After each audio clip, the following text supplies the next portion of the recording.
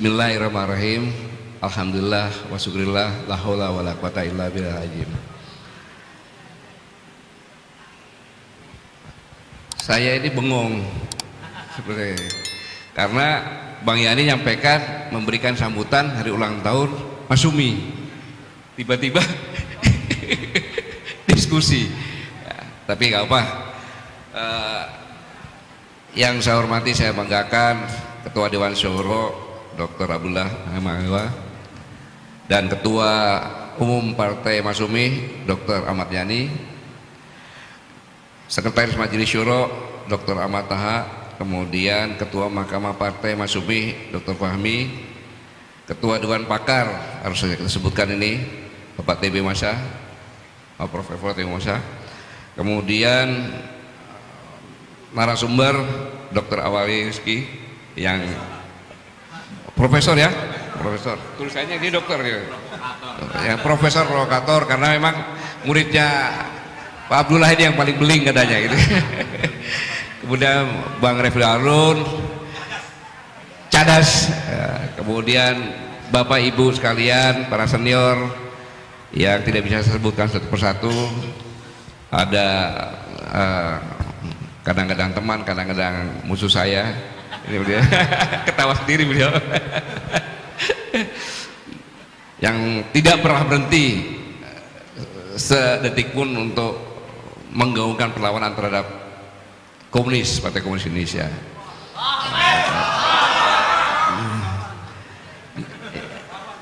Kawan-kawan Bapak Ibu sekalian, saya mengajak kita semua bersyukur kepada Allah Subhanahu wa taala bahwa kita bisa berkumpul di sini dalam rangka memperingati ulang tahun Masyumi. Ini adalah partai yang pertama kali berdiri. Begitu merdeka, berapa bulan kemudian lahirlah Partai Masyumi. Dan sebenarnya seandainya Partai Masyumi ini sampai sekarang masih hidup, ya, tidak kena badai, ya. Badai itu kan dimulai dari kelihayan seorang Aidit, di mana tidak mungkin PKI akan bangkit kembali tanpa memisahkan Dwi Tunggal. Maka yang dikerjain pertama kali adalah memisahkan Dwi Tunggal, sehingga Dr. Muhammad Hatta mengundurkan diri tahun 56. Ya, tahun 56. Suratnya itu 1 Desember 56 itu baru. Dengan itu maka dipengaruhi dengan konsep Nasakom,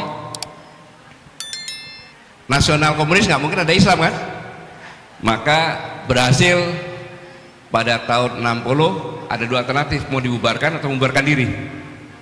Akhirnya Partai Masyumi dengan PSI, ya, yang partainya bapaknya Pak Prabowo itu membubarkan diri. Padahal partai itu adalah partai yang sama-sama menduduki 57 kursi di parlemen. Dibilang nomor 1 ya karena lebih banyak dapilnya, karena kalau PNI kan hanya di Jawa saja. Sebenarnya saya sering ditanya sama teman-teman, Pak Gatot, ini kan penduduk kita mayoritas Islam, ya sekitar 87 atau 86%. Tapi kok Islam seperti ini karena tidak hidup di wilayahnya sendiri, di negara sendiri, yang dimana Islam adalah yang pertama kali mencetuskan perlawanan. Yang pertama kali adalah ketika para wali menyebarkan agama Islam. Mungkin hasil diskusinya kalau disebarkan oleh para wali, para ulama saja, tidak mungkin Islam bisa masuk di Indonesia dengan menyebar. Maka dibuatlah suatu pemerintahan agar bisa lahirnya Kerajaan Mataram. Nah, Kerajaan Mataram inilah yang membuat Islam ini menjadi suatu kerajaan.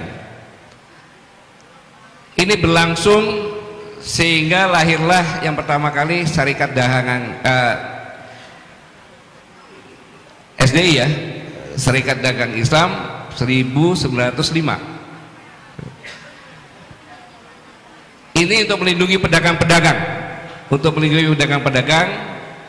dari dominasi pedagang Cina.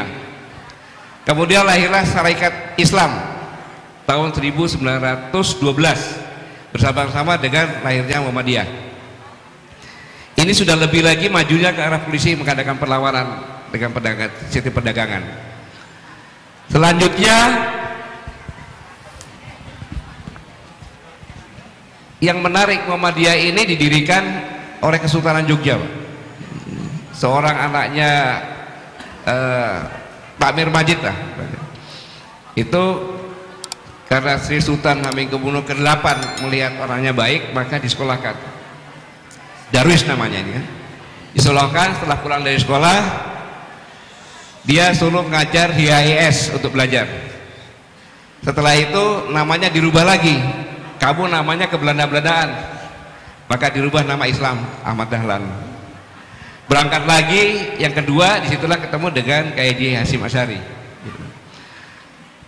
Sri Sultan Hamengkubuwono ke-8 ini kan bagian dari Mataram yang istilahnya sampai kuat dan sampai sekarang masih dipegang itu kerajaan itu, mengatakan bahwa perjuangan ini tanpa dilandasi dengan intelektual tidak bisa. Maka tugas dari Darwis yang sudah berubah ini dengan belajar tadi membuat sekolah. Setelah matang 2012 kalau sampai ke 2024 ya Nahdlatul Ulama 20 itu kurang lebih sudah sekitar 12 tahun. Jadi kalau anak yang TK 12 tahun ya dia udah di lulus SMA, SMTA. Itulah maka bisa melahirkan Sumpah Pemuda. Kemudian Nahdlatul Ulama lahir adalah organisasi perjuangan. Sebenarnya tidak ada perbedaan mazhab antara Muhammadiyah dengan Nahdlatul Ulama, tidak ada. Karena Nahdlatul Ulama itu sebagian besar adalah Muhammadiyah. Sebagian besar ketika berdiri. Nahdlatul Ulama tujuannya mendirikan adalah untuk mengadakan perlawanan secara fisik, ya kan? Muhammadiyah mengadakan perlawanan secara intelektual dengan mendidik masyarakatnya. Nggak tahu tiba-tiba sekarang udah berbeda.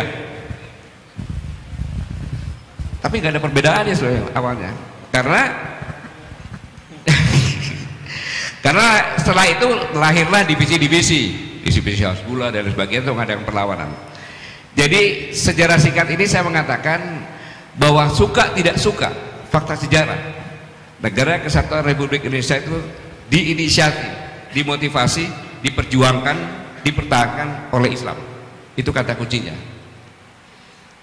Maka sebagai musuh dari komunis, organisasi Islam yang paling besar, Partai Masyumi, harus dihapuskan. Makanya saya bilang sekarang Islam di Indonesia itu tidak merasa di negara Islam sendiri, di negara yang mayoritas Islam, karena yang bodoh Islam sendiri. Karena tokoh-tokoh Islam yang punya intelektual bukan mendirikan partai untuk bersatu, tapi justru memecah-mecah. Jadi di segi dari pemerintahan, dari segi politik, Islam itu bukan 87%, hanya 10% maksimal. Sekarang partai yang besar, partai Islam paling besar berapa? Berapa persen? Nggak sampai 10%. Dan tidak berlaku. Coba cek sekarang pemilihan gubernur ada nggak yang murni PKS, P3, PAN, PKB mengusung satu? Nggak ada. Itu sebagai bukti saja. Nah, lahirnya Masyumi ini merupakan harapan. Mudah-mudahan ada kesadaran untuk sama-sama membangun seperti memori sebelum tahun 50-an menjadi partai terbesar. Itu kalau sadar. Kalau nggak sadar ya kita tinggal nunggu saja bagaimana kita hancur ini.